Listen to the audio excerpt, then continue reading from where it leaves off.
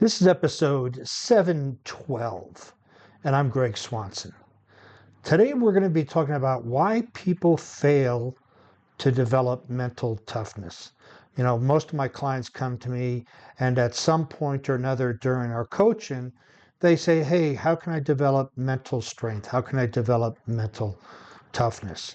And so we coach through it, and then they come back and go, it's not working, and how can I do it? So I put this podcast together to help those that are trying, and the word is trying, to develop mental toughness, but seem to keep hitting a roadblock.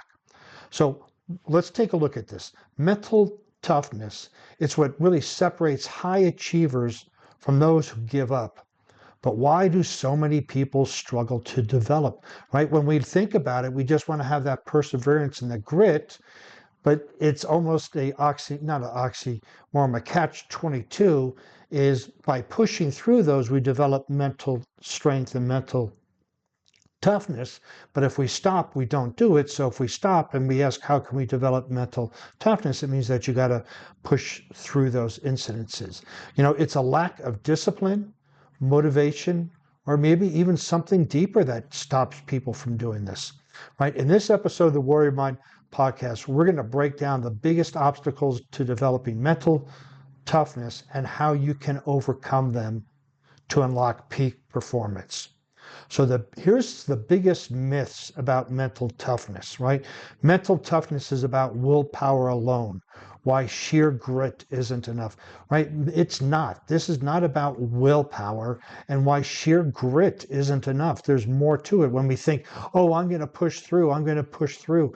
No, that is a myth. And we're going to get into how to neutralize these myths. But I just want to go over some of the myths that people believe that, you know, it's willpower alone, and I don't have willpower, so I don't have mental toughness. Well, we'll take a look at that, right? Some people are just born tough, right? The truth about mental resilience is built, not inherited. So you're not born with mental toughness, with mental strength, with grit and resilience. It's not inherited. It's developed over a lifetime, over a week, over a month, over a year of facing those challenges by embracing adversity, by actually being grateful for those challenges in your life so that you can develop that mental strength. And emotion is the enemy of toughness, right? How emotional intelligence actually strengthens mental toughness. We think that somebody is, they need to be Spock-like or a Klingon or, a Vulcan, not a Klingon, a Vulcan, when we talk about this. So emotions is not the enemy of toughness. It's actually the ally of mental toughness. So why most people struggle to build mental toughness? So we got some of those myths out of the way, right?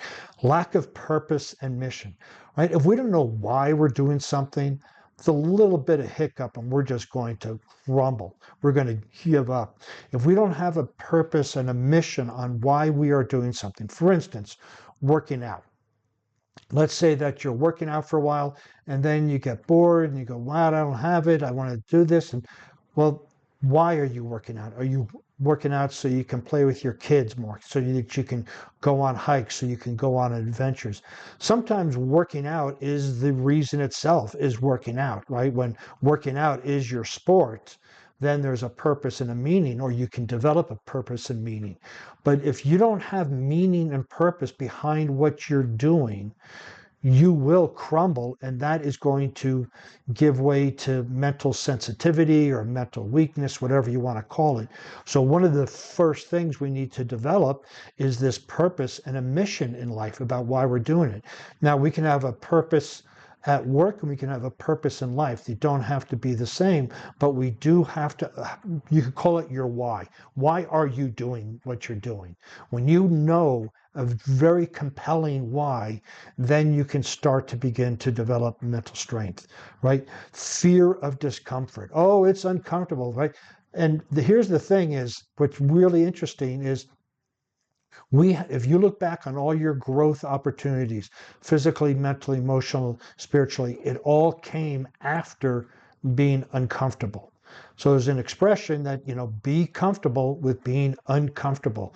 And this is why I love working out so much, right? When we start lifting weights and that lactic acid builds up, it becomes a little bit uncomfortable. And that's when most people stop. And that's when they stop in life, because how you do anything is a reflection of how you do everything. And so when you're in the gym and you get that lactic acid going, that's the time you push through. That's the time you have that grit and perseverance, depending if you have a why. If you don't have a why, it's like, I'm not going to put myself through this pain. Why bother? But if you have a why, and that why could be as simple as developing mental strength so that you can face bigger adversities in life. But the fear of discomfort will hold, well, that's not comfortable. I can't ask that person out. I can't go ask for a raise. I can't apply for another job. I can't. It's not that they can't, it's that I won't. And they won't because it becomes uncomfortable. And once you get over the fact that discomfort is your friend, or get used to the fact that discomfort is your friend, you'll then be able to start to develop mental toughness, right? And then there's negative self-talk and limiting beliefs. This is huge. Negative self-talk we can become aware of, but here's interesting. When you're talking to yourself, who are you talking to? Who's doing the talking and who's doing the listening? The person who's doing the listening, that's you are at your essence. And you, by listening to the person who's talking, which is your false self, and you listen to it, you're going to follow that negative self-talk and believe it's true. Because, hey, I'm talking to myself, it's got to be true. Well, it's not. It doesn't have to be true. It's not true. You can question it. You can ignore it. You can do all of those things. But this is one of the things that stop people from developing mental strength, is this self-talk. People believe every thought that they have, every conversation that they have, every perception they have. They believe it's true, and it's not. And when we can start to analyze our self-talk and our limiting beliefs, oh, I can't do this. You can't or you won't, right? There's a difference. I can't apply for another job. You can't or you won't. If you won't, then we can figure out why, through limiting beliefs. But limiting beliefs are these sneaky little creatures that are hidden from our perception unless we take a look at our actions and our results. And there we can find our limiting beliefs, because our limiting beliefs are like our filters, right? We see through the world and we act and respond through it, right? There's the T-FAR model. Thoughts lead to feelings, lead to actions, lead to results. But what leads to the thoughts are the beliefs. So if you look around and you see results that you don't like, most likely at the core of it, there's some sort of limiting belief that is affecting your thinking, affecting your emotions, affecting your actions, and affecting your results. So this is another reason why people have a challenging time of developing mental strength, is that they believe everything they say to themselves and they don't take time to investigate their limiting beliefs. Then there's lack of discipline and consistency, right? Again, this ties very much into discomfort, but the lack of discipline, right? We just want to be disciplined to do the work, to do the hard stuff. We should be looking at doing something hard every single day, whether that's at the gym, whether that's doing something difficult at work, giving a presentation, whatever that is. But then there's also consistency. When we can build the discipline to regularly, and I'm going to use the gym, regularly go to the gym, then we have consistency, then the mental strength will follow. But we do not develop mental toughness, a mental strength in 1 minute. It is taking you a lifetime to develop the behaviors and thought patterns that you have right now. And to think that you can just listen to this podcast or read a book and cure all of your mental weaknesses is a fairy tale, right? But we have to start to develop that discipline. And the best way to do it is start with a morning routine and an evening routine. That's your discipline. And you do those things. Each one should have a mental, physical, emotional, and spiritual component to you. And even if it's for 1 minute each one, you do one yoga pose, you do 1 minute of breathing, 1 minute of meditation, 1 minute of gratitude, whatever it is, but you do it every day. So that's the discipline and consistency, because how you do anything is a reflection of how you do everything. And once you start that, you will then develop that discipline and consistency in other areas of your life. Over reliance on external validation. Most people who have a challenge with developing mental toughness need somebody to acknowledge them, need some sort of acknowledgement. Oh, you did great. Okay, I'll do more. If there's no acknowledgement, they give up and they fold. So you have to be used to external validation or motivation is different than internal inspiration. And so when we look at validation, like, oh, you're doing good, whatever that might be, we have to look inside. How do you know when you've done a good job? How do you know when you have discipline? How do you know when you have consistency? If nobody tells you, how do you know? And that's where you have to focus, not on somebody. Hey, it's nice to get a pat on the back. I'm not saying that's not nice, but we cannot depend on that to build up our mental toughness and mental strength. We have to do the right things when nobody's watching, so we'll do the better things when everybody is watching. So the role of purpose in mental toughness, I really want to go back and hit on this again, right? Purpose is the ultimate driver of resilience. If you were drowning and you had to swim, or you fell into a lake and you had to swim ashore, and that was 400 meters, you would swim it, even if you have never swum 400 meters before, because your purpose is to live. Your purpose is to get to the lake, to the land. You will swim it. This is the same thing with purpose in life. When we have that desire, when we know we must, not it's nice to, but when we must achieve something, because it's the purpose. Why are you doing this? Well, I want to lose weight. How motivating is that? No, I have to do this because I want to climb this mountain, because I want to be in shape. I want to live longer. Then you have a really strong purpose, and that's where resilience comes in, right? Resilience is you hit a roadblock, you get up, you keep going. You hit a roadblock, not this fall down 7, get up 8, it's impossible. Do the math. You fall down once, you get up once.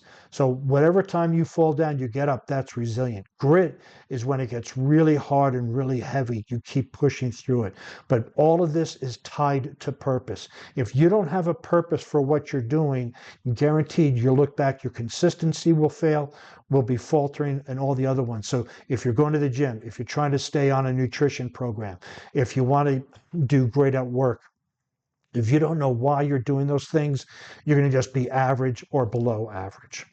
And the science behind purpose and mental strength, right? There is so much science behind when we have a purpose. It ignites us. It has a fire, inspiration, right? God within. We have this inspiration, this purpose, this reason why we are doing something. When we have a reason why we're doing it, everything else falls away. We don't get distracted, right? We just are so laser focused on that aspect because of our purposes there. Now, we don't have to have a purpose in every area of our life, but we should have it in a big area of our life so it can help us develop mental strength that we can use in other areas of our life. And there's tons of science research behind this as well. When you have this pain, right? So we'll get back to the gym again, because that's a physical pain. That's where a lot of people give up. When you have a purpose. So for myself, when I had one knee surgery and another knee surgery, there was so much pain going through rehab. But the purpose was I needed to get back so I could go hiking, so I could work out. So I pushed through the pain because I had a purpose of a bigger vision of how I'm going to hike, how I'm going to lift, how I'm going to do the things that I love to do. If I didn't have that purpose, I would have just said, oh, I'll give up and I only do a partial rep. I'll come back later. And there's a lot of folks, when I was in physical therapy, there's a lot of folks who would stop when it became painful because they didn't have a purpose. If you don't have a purpose, you're going to stop when you feel the pain. So you need to develop a purpose, whether it's in working out, whether it's a physical, mental, emotional, spiritual, financial, relationship, whatever that is, find a purpose in one area of your life and then welcome the discomfort and push through it because you have that purpose, right? So I would like you at the end of this podcast at some point, take the show notes and write your mission statement, your purpose statement. Why your mission statement is, why are you doing something? Right? Why are you doing the job you're doing? Why are you living the life you're living?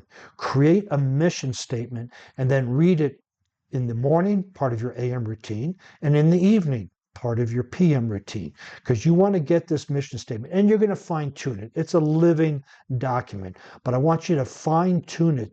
Your mission is to do this, or my purpose is, whichever one you want to use, but you want to craft such a compelling, powerful and emotional statement that nothing's going to stop you. Not a little bit of lactic acid, not a little bit of no when you ask for a promotion. None of that's going to stop you. You're going to keep going and keep going. So here's some strategies to develop unshakable mental toughness, right? Mastering your mindset. Carol Dweck talks about a growth mindset and a fixed mindset. You have a fixed mindset. No, I've always done it this way. I can't do it and I can't and blah, blah, blah. You sound like a damn victim. You stop it, right? So you want to have a growth mindset going, I can learn, I can improve, I can do new things. I can be better today than I was yesterday, and I can be better tomorrow than I was today. So you want to master your mindset. You want to build resilience through small wins.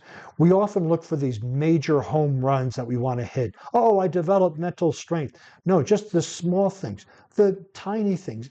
Getting up at 4 o'clock in the morning instead of 5 o'clock. Getting up at 5 o'clock instead of 6 o'clock. Yes, that helped because it's uncomfortable, and that will help develop mental toughness. So we want to celebrate those small wins. The small wins will lead to medium wins. The medium wins will move to large wins. So we want to celebrate those, right? And create non-negotiable daily habits. For me, I wake up, meditate, drink some water, go to the gym, work out for an hour and a half, use the sauna, come back, post-workout drink, and start doing creative. Those are non-negotiables. Out of all of that, the one non-negotiable is going to the gym. For me, that is it. For you, it may be meditating, it may be prayer, it may be something else, but you have to create non-negotiable daily habits, plural, not one. So whether it's physical, mental, emotional, spiritual, preferably all of them, and you blend them all together into an AM ritual and a PM ritual, that is going to help you develop that mental strength, right? And physical fitness, I've hit on a lot during this podcast, but it's the easiest way to experience pain. It's the easiest way to push through the pain. It's the easiest way to counteract, I don't feel like it. It's the easiest way that I can't go to the gym. No, I don't want to go to the gym. All of that, the physical, and it doesn't have to be the gym. It could be get up and go for a run, get up and go for a walk, get up and do something. When it's raining, put some rain gear on, whatever it is. Just the physical is the easiest way to the mental. You can't sit on the couch and develop mental toughness. It's impossible. You can read all the books you want, but it's just not there, right? So you can read a book on swimming. It doesn't mean you know how to swim. You read a book on mental toughness. It doesn't mean you have it. You have to put it in action and make it part of your DNA.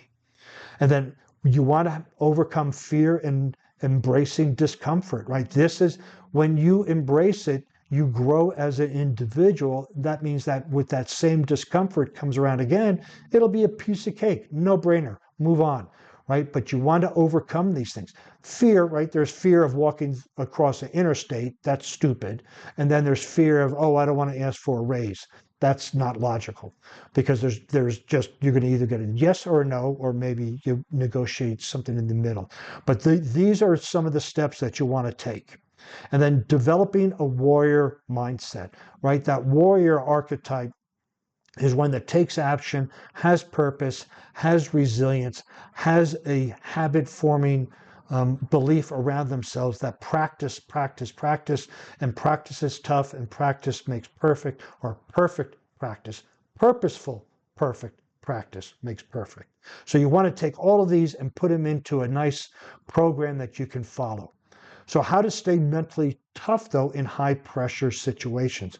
You know, cognitive reframing, right? If this is a tough, again, oh, I can't go to the gym. I can't, or I don't want to. Okay, I don't want to. So why don't I want to? Well, because, right, you want to start reframing these aspects. There's a lot of examples, and I work with my clients one-on-one with that. So reach out to request a breakthrough session, and we can go through some of that cognitive reframing. Power of visualization. If you know you're having a challenging situation come up, visualize your behavior in it. Don't just visualize the result, because you don't control the result. Whether it's a basketball game, a football game, asking for a raise, asking somebody out, you can't control the result, but you can control how you behave in that moment, and that's where visualization comes in. Controlling the controllables, right? We can control our thoughts, we can control our emotions, we control our feelings, we can control our perspective. You can look out and it's a half cloudy day, half sunny day, same thing, half glass, half empty, half full. Some people will only see the clouds and say, man, that was a really cloudy day today. And others will say that was a sunny day. They are controlling their perception. You can control your perception, right? Emotional mastery, knowing what you're feeling, why you're feeling it, noticing shifts in emotions and energies in others, and having empathy around that. So here's some final thoughts, right? Mental toughness isn't just about grinding harder. It's about having a mission, embracing discomfort, and building unshakable habits. The strongest minds don't rely on willpower alone. They are fueled by purpose, trained through discipline, and sharpened through adversity. If you're ready to develop mental resilience and unlock peak performance, start by defining your mission. Your strength isn't built in comfort, it's forged in challenge. If you want to see the show notes on this podcast, you can visit warriormindcoach.com.